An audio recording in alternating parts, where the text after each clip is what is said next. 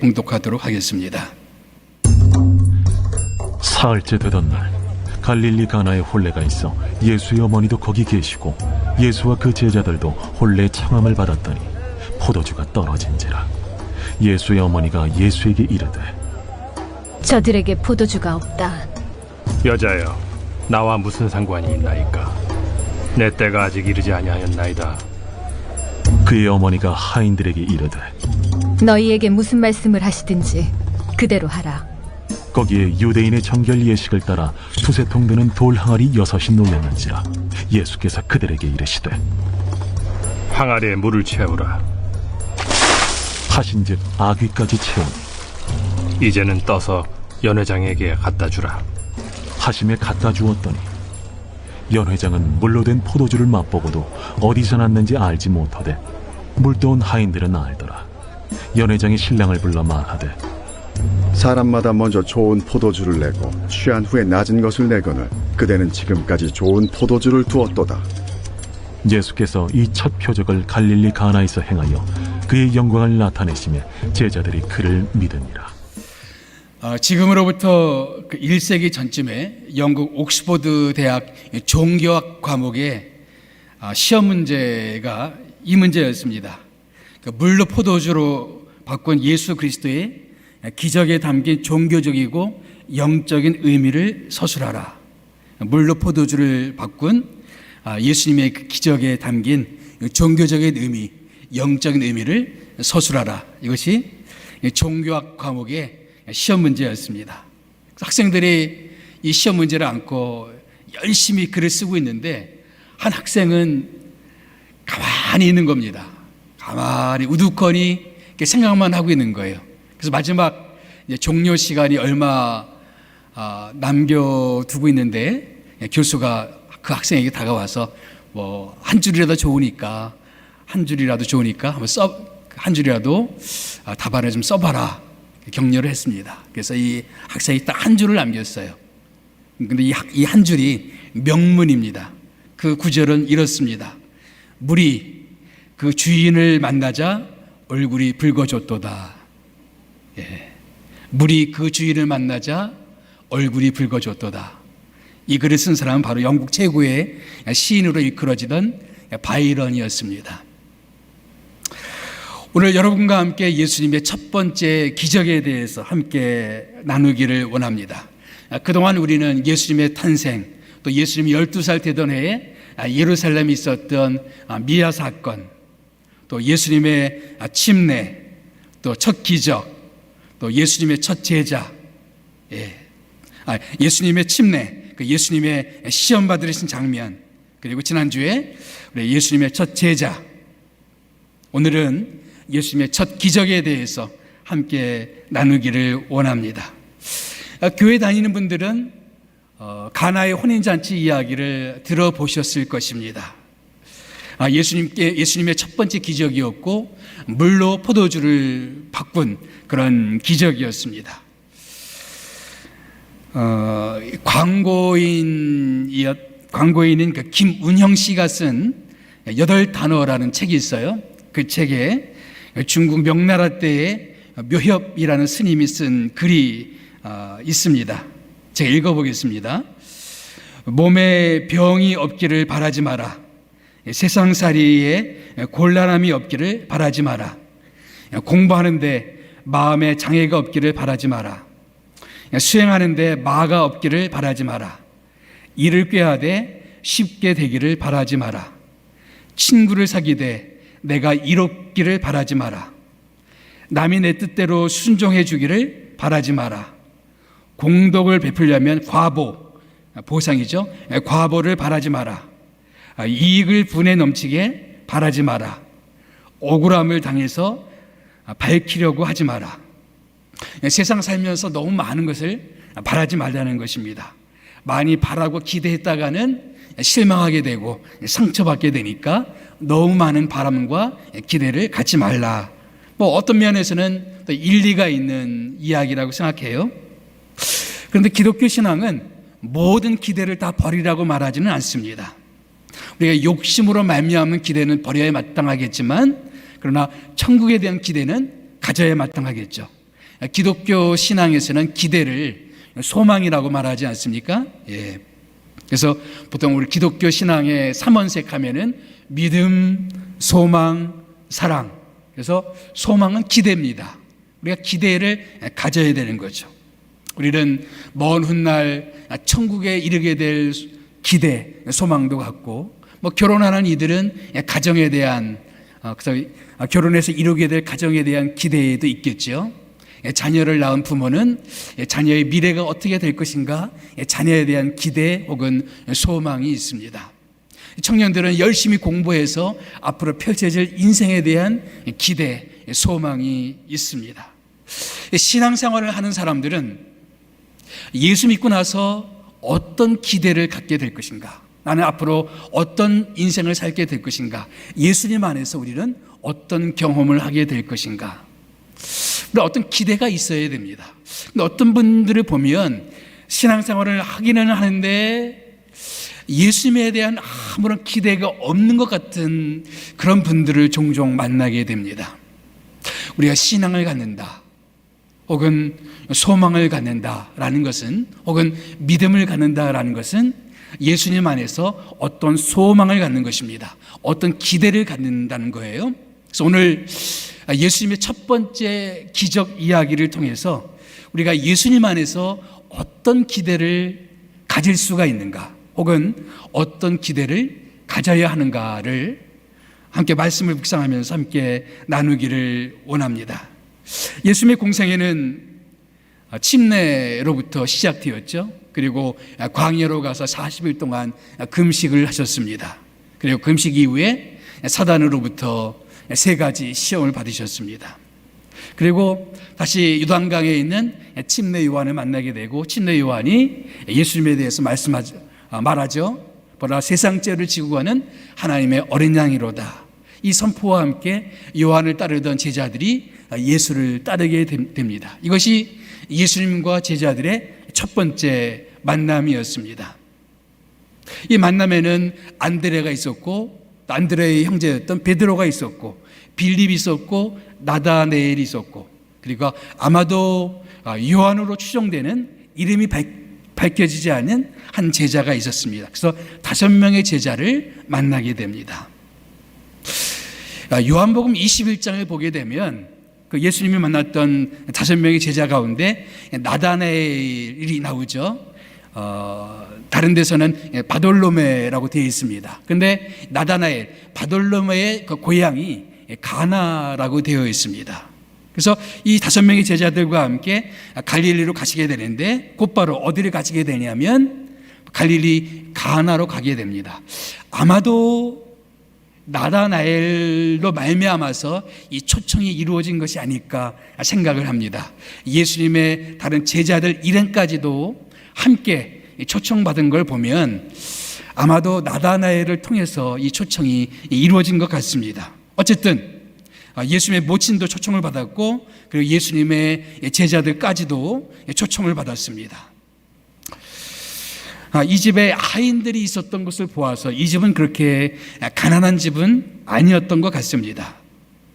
유대인들의 혼인잔치는 보통 일주일 동안 진행되는데, 신부를 신랑집으로 데려와서 한 일주일 동안 잔치를 벌이게 됩니다. 그리고 유대인의 혼인잔치에 빠질 수 없는 것이 바로 포도주였습니다.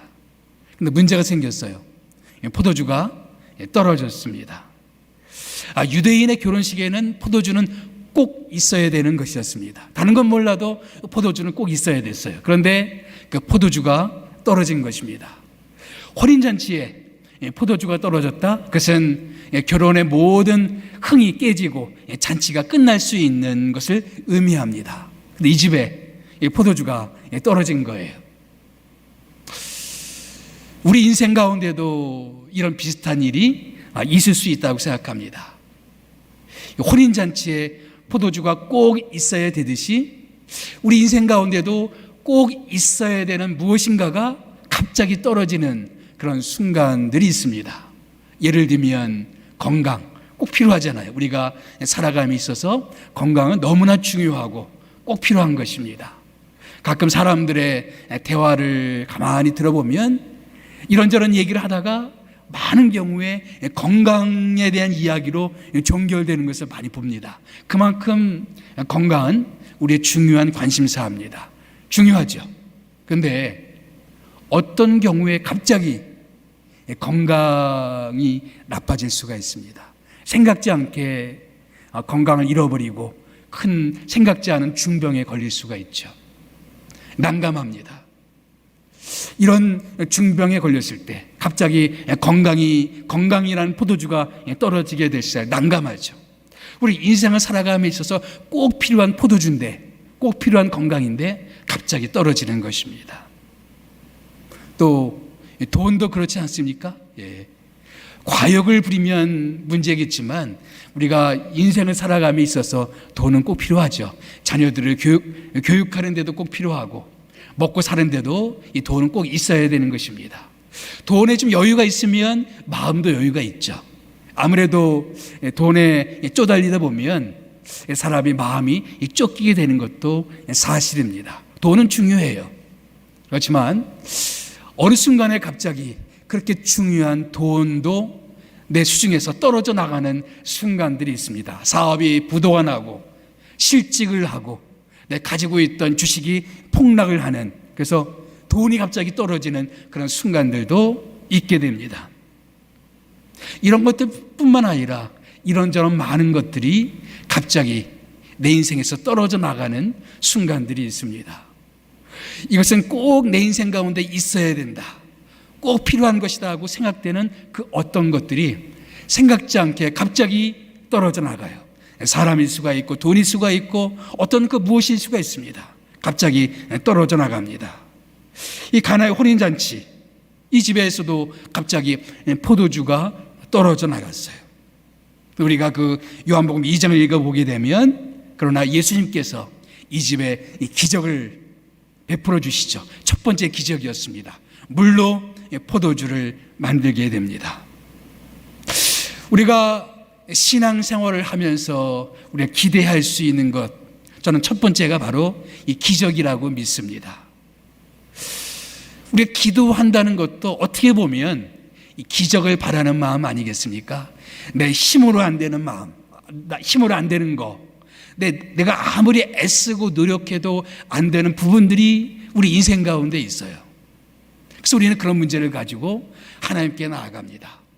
사람으로는 할 수 없으되 하나님은 하실 수 있다는 그 말씀을 믿고 주님께 나아갑니다. 그래서 우리가 할 수 없는 그것을 하나님이 하시는 것, 기적이지요. 기도한다는 것은 기적입니다. 만약에 우리의 신앙생활에서 이 기적을 빼버린다면 너무나 중요한 무엇인가를 빼버리는 것입니다. 우리 신앙생활의 중요한 기둥은 기적입니다. 그래서 우리가 주님 안에서 신앙생활을 한다, 예수 믿고 예수님을 믿는 신앙생활을 한다고 했을 때 우리는 바로 주님의 기적을 기대하는 것입니다. 예수님은 갑자기 포도주가 떨어져 나간 이 집에 이 포도주를 만드시는 기적을 행하셨습니다. 그렇다면 어제나 오늘이나 영원토록 변함이 없으신 동일하신 하나님이라면 오늘 우리 인생 가운데서도 그런 기적들을 행하실 수 있지 않겠습니까? 내가 할 수 없는 그것, 내가 이룰 수 없는 그것, 그러나 그 문제를 가지고 주님께 나아가면 주님께서 내 인생 가운데 기적을 행하실 수가 있다. 바로 신앙생활을 한다는 것은 그런 기적을 믿는 것입니다. 우리 인생을 살아감에 있어서 정말 소중한 무엇인가를 갑자기 놓쳐버리는 그런 순간에 우리는 마음이 가난해지고 기도하게 되고 하나님께 메어달리게 됩니다. 그리고 내 상식으로는, 이성으로는 기대하지 않았던 하나님의 놀라운 기적의 역사가 내 인생 가운데 펼치게 되는 것을 경험할 수가 있습니다. 이 고인이 된 그 이여령 씨의 따님 이민아 씨가 쓴 책 가운데 땅끝의 아이들이라는 책이 있습니다. 자신의 간증집입니다. 그러니까 이화여대를 졸업하고 미국에 가서 검사, 변호사가 되어서 성공적인 인생을 살았습니다. 그러나 이혼을 하게 되고 장남이 세상을 떠나게 되고, 둘째 아이가 자폐아로 판정이 되고, 자기 자신은 암이 판정되는데 4차례나 재발이 되는 끔찍한 일들을 겪게 됩니다. 아무리 애쓰고 애써도 풀려지지 않는 그런 문제들과 씨름하면서 그는 예수님을 만나게 됩니다. 예수님을 영접했어요. 그리고 나중에 목사님이 되십니다. 그리고 미국과 한국에 방황하는 아이들을 위해서 헌신하는 치유 사역자가 됩니다. 이 책에 이런 대목이 있어요. 내가 아무리 해도 안 된다는 것을 인정할 때, 그때 진정한 기도가 시작됩니다. 아무리 문명이 발달하고 능력이 있다 해도 내가 할 수 없는 것들이 있습니다. 할 수 없는 것들 안에서 하나님만이 할 수 있는 것들 안에서 우리는 내가 할 수 없는 것들을 하시는 하나님, 홍해를 가르시는 하나님, 기적의 하나님을 만납니다. 이민아 씨는 그런 하나님을 만났습니다. 그래서 하나님을 통해서 기적을 체험하고 치유를 체험하게 됩니다. 그리고 하나님을 만나서 그 하나님을 소개합니다. 주님을 믿는다는 것은 기적을 믿는 것입니다. C.S. 루이스가 복음주의 신앙과 자유주의 신앙을 판가름하는 2가지 시금석이 있다고 그랬습니다. 첫째, 천국을 믿느냐. 둘째, 기적을 믿느냐. 자유주의 신앙을 가진 사람들은 천국을 좋은 영적인 의미로 해석하지 실제적인 천국을 믿지 않습니다. 기적과 같은 초자연적인 것들을 인정하지 않으려고 합니다. 합리적인 이성의 범주 안에서 납득이 될 만한 것들만 이해하려고 하고 성경 말씀도 다 그렇게 풀어내려고 합니다. 그럼 우리는 천국을 믿습니다. 기적을 믿습니다. 주님을 믿는다는 것은 기적을 믿는 것이고, 주님께서는 우리 성경에서 보게 되면 기적의 주님이십니다. 우리 요한복음에만 7번의 기적이 나와요. 그리고 사복음서를 종합해 보면 예수님은 35번의 큰 기적들을 행하십니다. 주님은 기적의 주님이십니다. 내가 할 수 없는 그것을 하시는 주님이세요. 그렇다면 내가 그 기적의 주님을 믿으며 살아간다? 그것은 뭐를 기대해도 좋은 거예요? 하나님이 내 인생 가운데 이런 기적을 행하실 수가 있다라는 것을 우리는 기대해도 좋다는 것입니다. 자, 이 집에 포도주가 떨어졌다는 것을 누가 그 소식을 알렸습니까? 예수의 어머니가 그 소식을 알렸지요. 근데 예수님 반응이 약간 퉁명스럽게 느껴집니다. 요한복음 2장 4절 말씀 다 같이 읽어보겠습니다. 예수께서 이르시되 여자여 나와 무슨 상관이 있나이까? 내 때가 아직 이르지 아니하였나이다. 우리 문화권에서는 잘 이해가 가지 않습니다. 어떻게 어머니 보고 여자여 이렇게 말할 수가 있어요?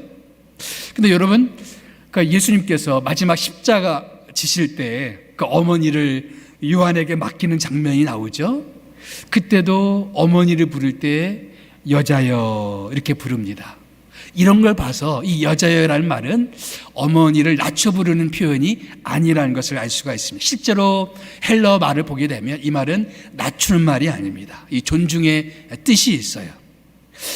그렇게 이해를 해도 예수님의 말씀이 좀 퉁명스럽게 느껴지는 게 사실입니다. 여자여 나와 무슨 상관이 있나이까? 마리아를 좀 묵상을 해봤습니다. 마리아는 예수님 태어나기 전부터 천사로부터 예수님에 대한 이야기를 들었습니다. 이 아이가 세상의 구주가 될 것이다. 온 인류의 죄를 담당하고 세상의 죄를, 죄 문제를 해결할 구원자가 될 거라는 그런 소식을 듣게 되었습니다. 12살 되던 해에 예루살렘을 방문했을 때 예수님을 잃어버린 일이 있었죠. 자꾸 찾다가 예루살렘 성전에 있는 예수님을 만났습니다. 그때 예수님이 뭐라고 그랬습니까? 내가 내 아버지 집에 있는 것이 당연하지 않습니까? 그것도 그 어머니는 마음에 담았습니다. 자, 이제 예수님께서 드디어 공생애를 시작하셨습니다. 요단강에 가셨고 침례 요한에게 침례를 받으셨습니다. 그리고 5명의 제자들과 함께 갈릴리로 올라오셨어요. 마리아의 마음속에는 어떤 마음이 생겼을까요? 아마도 이제 그 예수가 드디어 자기 자신을 드러낼 때가 되었다, 그렇게 생각하지 않았겠습니까? 그리고 이 혼인집에 포도주가 떨어졌다고 그랬을 때 이것이 예수님이 자기 자신을 드러낼 수 있는 좋은 기회라고 생각하지 않았을까요? 그래서 예수님에게 그 문제를 가지고 나왔던 것이라고 생각되어집니다. 예수님은 나와 무슨 상관이 있습니까? 내 때가 아직 이르지 않았습니다, 이렇게 말합니다.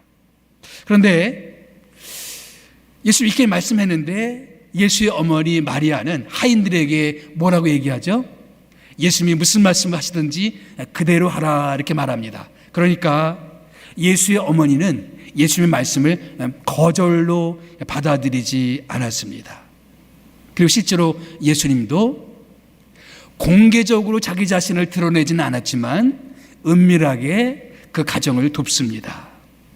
그래서 하인들에게 돌 항아리에 물을 채우라, 그래서 채우게 되었고 그 물을 떠다 주어라, 떠다 주었을 때 그것이 포도주로 바뀌는 이 기적이 되어집니다. 요한복음 2장 9절 말씀 다 같이 읽어보겠습니다. 시작. 연회장은 물로 된 포도주를 맛보고도 어디서 났는지 알지 못하되 물도온 하인들은 알더라.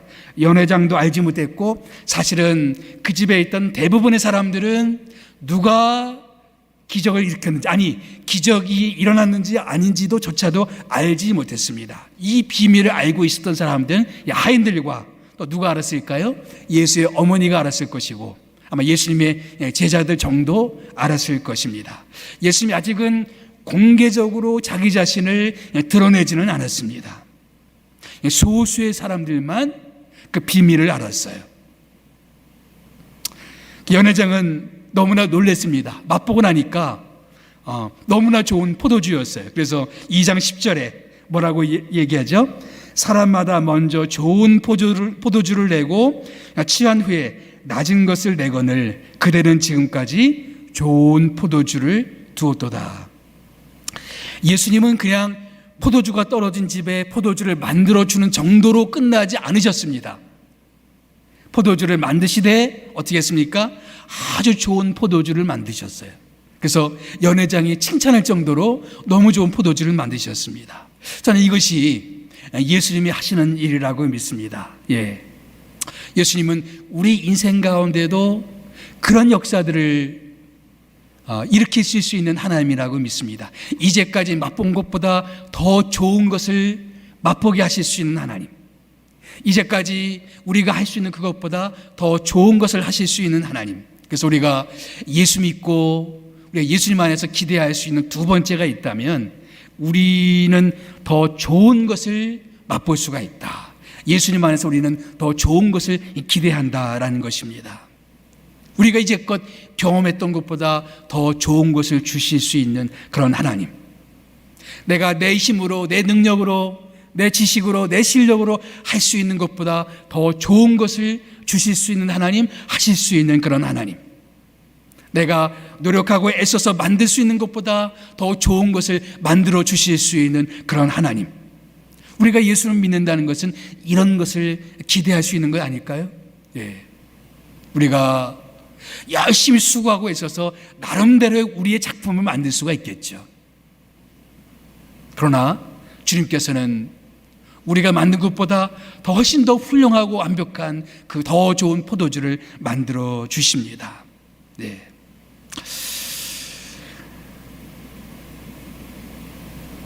때때로 우리가 지금까지 경험했던 경험으로 예수님을 더 이상 기대하지 않는 실수를 하곤 합니다. 내가 이제껏 예수님을 이 정도 경험했으니까 내가 앞으로 경험하는 것도 이 정도일 것이다, 그 정도로 기대를 해요. 더 이상을 기대하지 않습니다. 저는 예수님의 고향 동네 나사렛 사람들이 그런 사람들이 아닐까 싶습니다. 고향 사람들은 어릴 때부터 자라나는 그 예수님의 모습을 보았습니다. 예수님의 몫으로 일하는 모습도 봤어요. 그들이 경험했던 예수님, 그들이 보아왔던 예수님이 있었어요. 누구의 아들이고 누구의 형제고 또 무슨 일을 하고 있는지 다 보고 또 그 예수를 경험했어요. 그래서 어느 날 예수님께서 회당에서 메시아 되심을 선포하셨을 때 고향 사람들은 그것을 인정하지 않았습니다. 자기들의 경험, 그 이상을 기대하지 않았어요. 좀 우리가 똑같은 실수를 할 수 있다고 생각합니다. 내가 이제껏 이 정도의 신앙 경험을 했으니까 앞으로도 이 정도밖에 되지 않을 거다라는 그런 생각으로 신앙생활을 할 수가 있어요. 아니에요. 주님은 이제껏 우리가 경험했던 것보다 더 좋은 것을 주실 수 있는 하나님, 더 좋은 것을 맛보게 하실 수 있는 하나님인 줄 우리가 믿으시기 바랍니다. 하나님을 믿으십시오. 우리가 이제껏 한 것보다 더 좋은 것을 주실 수 있는 그런 하나님이십니다. 이 가나의 혼인잔치 바로 직전에 있었던 사건이 무슨 사건입니까? 바로 고향이 가나인 바로 나다나엘과의 대화죠. 예수님은 나다나엘과의 대화 속에서 이런 말씀을 하십니다. 내가 이것보다 더 큰 일을 벌이라. 그리고 이어지는 게 가나의 혼인잔치예요. 그러니까 주님께서는 우리가 경험했던 것, 우리가 맛보았던 것보다 더 큰 일을 보게 하실 수 있는 하나님, 우리는 그런 하나님을 믿습니다. 이제껏 우리가 보았던 것 있어요.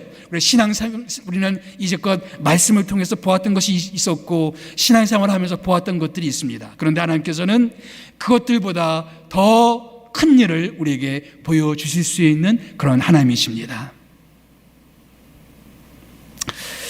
요한복음 2장의 기사를 잘 보면 이 집에 돌 항아리 6이 놓여 있었다는 것을 주목합니다. 이 돌 항아리는 유대인의 정결 의식을 위해서 있는 그런 항아리였습니다. 우리가 요한복음을 전체를 잘 공부해 보면 요한복음은 7이라는 숫자를 가지고 요한복음을 잘 구성했다는 것을 알 수가 있습니다. 그래서 요한복음을 읽어보면 7번에 보통 7 I am 7번의 예수님이 나는 누구다, 나는 빛이다, 나는 생명의 빵이다, 나는 양의 문이다, 나는 선한 목자다, 부활이요 생명이다, 나는 길이요 진리요 생명이다, 나는 참 포도나무이다. 7번 나는 누구다 이렇게 말씀하시는 장면이 나옵니다. 기적도 7번 나와요. 물로 포도주를 만드는 첫 번째 기적을 포함해서 왕의 신하를 바꾸는, 살리는 기적, 38년 된 병자를 살리시는 기적, 5,000명을 먹여 살리시는 기적, 무리를 걸으시는 기적, 장님으로 태어난 사람을 고치시는 기적, 죽은 나사로를 살리시는 기적, 7번의 기적이 나옵니다. 또 요한복음을 읽어보면 예수님에 대해서 증언하는 7명의 증인이 나옵니다. 첫 번째 요한복음 1장에 침례 요한이 나오죠. 또 나다나엘의 증언이 나옵니다. 6장에 베드로의 증언이 나옵니다. 또 예수님 자신의 증언이 9장에 나옵니다. 11장에 마르다의 증언이 나옵니다. 20장에 도마의 증언이 나옵니다. 또 20장 맨 끝에 사도 요한의 7번째 증언이 나옵니다. 이렇게 요한복음은 7이라는 숫자를 가지고 전체를 잘 구성을 했습니다. 수많은 기적이 있지만 선별해서 7개를 뽑았습니다. 수많은 증인들이 있었지만 7명의 증인을 대두시킵니다. 그런데 요한복음 2장에 나오는 돌 항아리의 숫자를 명시하고 있어요. 그것은 6개의 돌 항아리다. 7이 아닌 하나의 부족한 6개의 돌 항아리다. 이 항아리의 용도가 뭐라고 되어 있습니까? 유대인의 정결 의식을 위한 항아리였습니다. 저는 상징적인 의미가 있다고 생각합니다. 유대의 종교가 이룰 수 없는 그것, 그런데 예수님께서 그것을 완전케 하시고 완성시키실 수 있는 기적. 예수님이 이제 새 언약, 새 창조, 새로운 나라를 만들어 가시면서 기존의 종교가 할 수 없는 그것, 기존의 도덕과 율법이 만들어낼 수 없는 그것, 사람의 힘으로 할 수 없는 그것을 예수님이 완성시키시고 예수님이 이루어 가시고 예수님이 실현하실 것을 보여주는 것이라고 믿습니다. 팀 켈러 목사님이 쓴 기도라는 책이 있습니다. 그 책을 읽다 보니까 이 가나의 혼인잔치에 대한 그런 글이 있어요. 제가 한번 읽어보겠습니다.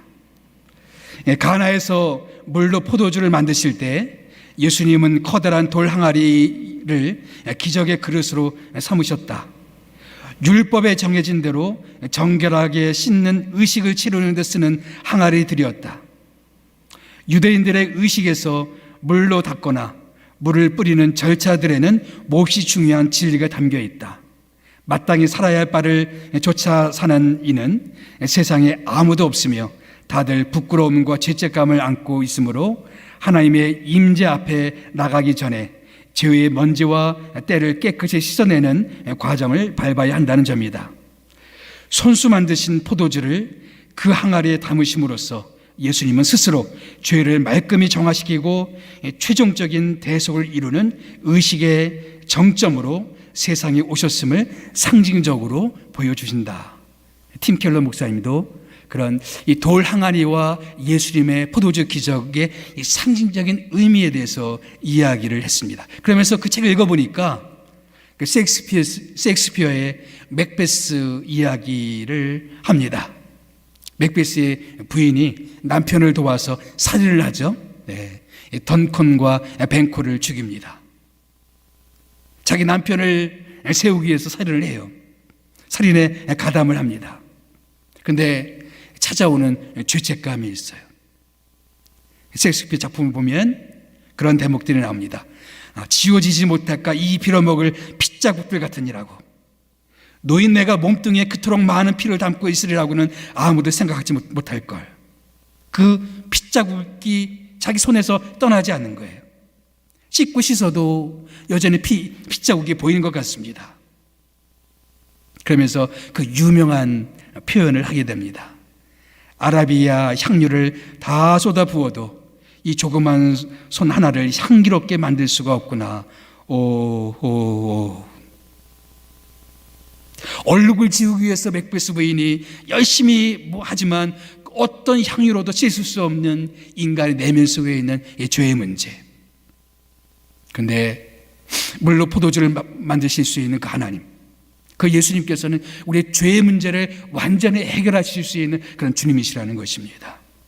세상의 종교가 주지 못하는 치유, 세상의 종교가 이루지 못하는 그 대속, 세상의 도덕이 이룰 수 없는 그 죄사함, 바로 예수님의 십자가, 예수님의 은혜, 예수님은 바로 우리에게 완전한 속죄, 완전한 대속, 완전한 치유를 우리 가운데 이루실 수 있는 하나님이시라는 것입니다. 주님은 세상의 종교보다 더 좋은 것을 주실 수 있는 하나이십니다. 세상의 종교는 우리를 억압합니다. 세상의 종교는 우리를 속박합니다. 그러나 예수님의 복음은 우리에게 자유를 줍니다. 더 좋은 것을 우리에게 주십니다. 세상의 종교는 우리를 형식 안에 우리를 가두어 버립니다. 그러나 예수님의 복음은 우리에게 새로운 생명을 줍니다. 더 좋은 것을 우리에게 주십니다. 우리가 예수 믿고 살아가는 인생 가운데 기대할 수 있는 것, 그런 더 좋은 것을 우리에게 주신다는 것입니다. 이 가나의 혼인잔치 마지막 결론에서 요한은 이것은 기적이라고 말하지 않고 표적이라고 말합니다. 영어로는 sign. 사인은 어딘가를 가리키는 거죠. 그래서 여기서 어떤 도로의 표지판을 보게 되면 이게 어느 방향으로 가야 되는 거구나라는 것을 알 수가 있습니다. 다시 말하면 기적 그 자체 목적인 것이 아니라 그것이 뭔가를 보여주고 계시하는 것이다라는 것이죠. 그런데 이 가나의 혼인잔치의 기적이 뭐를 보여주는 것일까요? 2장 11절에 나와 있죠. 다 같이 읽어보겠습니다. 시작. 예수께서 이 첫 표적을 갈릴리 가나에서 행하여 그의 영광을 나타내심에 제자들이 그를 믿으니라.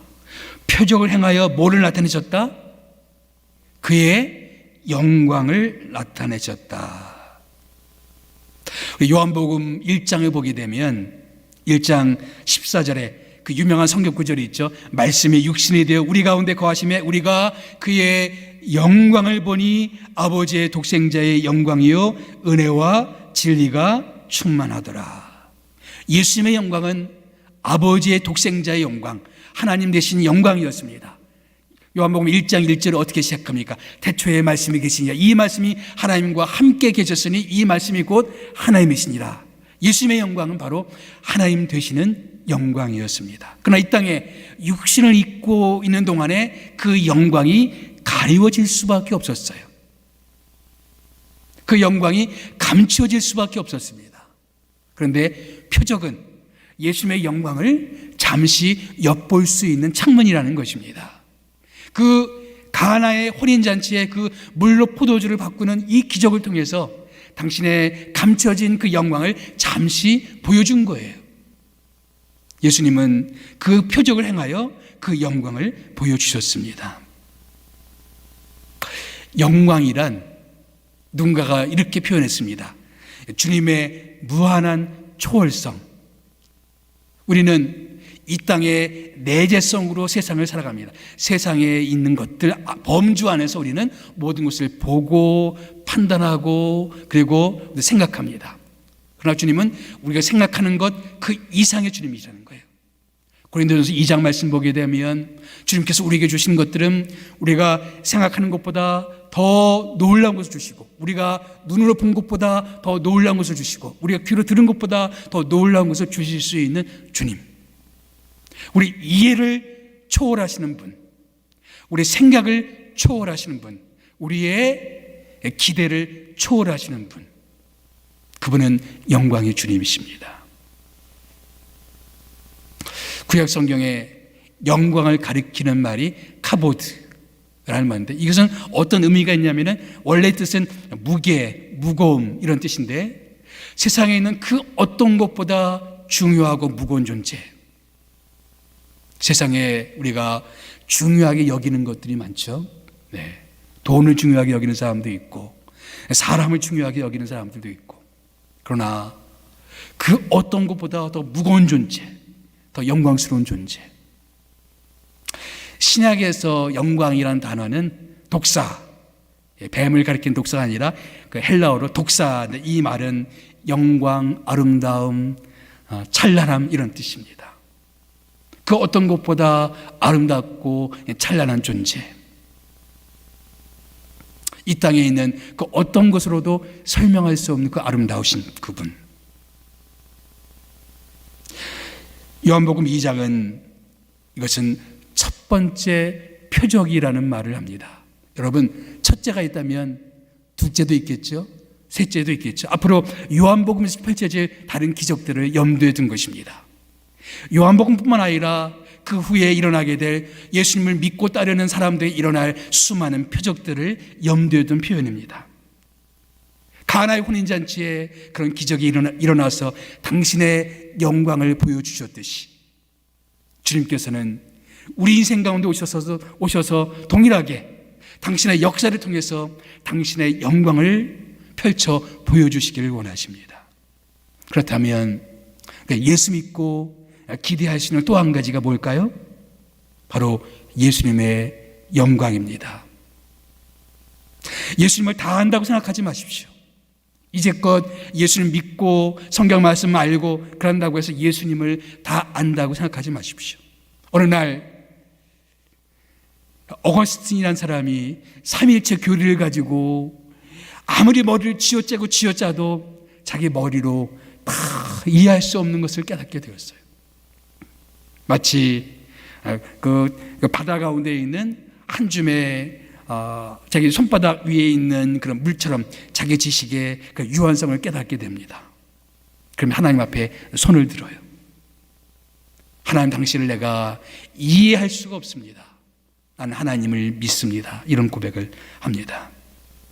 하나님의 영광, 우리가 어떻게 그걸 다 이해할 수 있겠어요? 다만 우리는 하나님이 보여주시면 볼 뿐입니다. 우리가 생각하고 묵상하고 아무리 해도 볼 수 있는 게 아닙니다. 그건 하나님께 속한 것이고 하나님의 신성에 속한 거예요. 그런데 주님께서 우리에게 그것을 펼쳐 보여주실 때가 있어요. 세상의 쾌락과도 비교할 수가 없고 세상의 즐거움과도 비교할 수 없는 그 영광. 그래서 바울 사도가 그런 고백을 하지 않습니까? 현재 우리가 받는 고난은 장차 우리에게 나타날 그 영광은 지금 우리가 받는 그 고난과 비교할 수 없는 그것이더라고. 내가 힘들고 어려운 이 고난을 경험하지만 그러나 장차 우리에게 나타날 그 영광과 비교하면 이건 아무것도 아니라고. 예. 어떤 수도원 얘기를 들었어요. 수도원에 들어와서 많은 수도사들이 수련을 하다가 수도 과정이 너무 힘드니까 그래 포기하고 돌아가는 그런 사람들이 생기죠. 그래서 한 수도생이 원장을 찾아가서 왜 원장님은 이 돌아가는 사람들을 붙잡지 않습니까? 그랬더니 이런 얘기를 하는 거예요. 사냥개가 토끼를 보면 소리를 지르면서 쫓아가다. 그러면 다른 사냥개들도 같이 따라간다. 따라가다 힘들면 다른 사냥개들은 다 포기한다. 그러나 토끼를 본 사냥개는 결코 포기하지 않는다. 주님의 영광을 본 사람은 결코 포기하지 않을 거다. 그런 얘기를 했습니다. 우리가 신앙생활을 하면서 위기가 있죠. 고난이 있죠. 힘든 순간들이 있습니다. 그런데 신앙적으로 그런 위기 앞에 무너지는 사람이 있고 절대로 포기하지 않은 사람이 있습니다. 어떤 사람이 포기하지 않을까요? 주님의 영광을 본 사람들. 그리고 그 영광을 본 사람들은 현재의 고난이 아무리 힘들고 어려워도 결코 포기하지 않습니다. 제가 참 좋아하는 신앙 인물 가운데 요나단 에드워드가 있습니다. 미국의 대각성 운동을 일으킨 분이죠. 그분의 글을 읽다가 참 내 마음 가운데 마음에 소원을 주는 어떤 대목을 읽게 되었어요. 그가 자기 인생을 뒤바꾼 결정적인 성령 구절 하나를 이야기합니다. 그것이 이 디모데전서 1장 17절 말씀이었습니다. 영원하신 왕 곧 썩지 아니하고 보이지 아니하고 홀로 하나이신 하나님께 존귀와 영광이 영원무궁하도록 있을지어다. 아멘. 그리고 이렇게 글을 남깁니다. 이 구절을 읽고 있을 때 하나님의 영광에 대한 감각, 즉 전에 경험했던 그 어떤 것과는 전혀 다른 새로운 감각이 내 영혼 속에 생겼습니다. 그리고 내 영혼 속에 확산되었습니다. 성경의 다른 어떤 구절도 이 구절처럼 내게 다가온 적이 한 번도 없었습니다. 나는 속으로 하나님은 얼마나 놀라우신 분이신가 라고 생각했습니다. 만일 내가 그 하나님을 즐거워하고 천국에서 그분에게 완전히 푹 빠지게 된다면 얼마나 행복하겠는가라고 생각했습니다. 말하자면 영원히 하나님 안에 파묻히고 싶었습니다. 즉 이 성경 구절을 가지고 계속 찬송을 불렀습니다. 어느 날 한 성경 구절을 보면서 하나님의 영광에 대한 감각이 살아났어요. 그리고 그 영광에 사로잡힙니다. 이 영광 때문에 나는 오늘을 살아간다. 그리고 그가 설교를 전할 때마다 하나님의 영광이 그의 말씀을 통해서 드러나기 시작했어요. 그것이 미국의 대각성 운동의 시작이었습니다. 우리가 사모하는 바, 우리가 기대하는 바, 이것입니다. 주님의 영광을 보는 것. 주님께서 자기 자신의 모습을 우리에게 펼쳐 보이셔서 주님의 신성, 주님의 아름다움, 주님의 그 찬란함을 우리에게 보여주시는 것. 우리가 주님 믿고 따라가는 우리의 삶 가운데 이것을 기도해도 좋지 않겠습니까? 예. 여러분의 삶 가운데 이런 주님의 역사가 펼쳐지기를 예수님의 이름으로 축복합니다.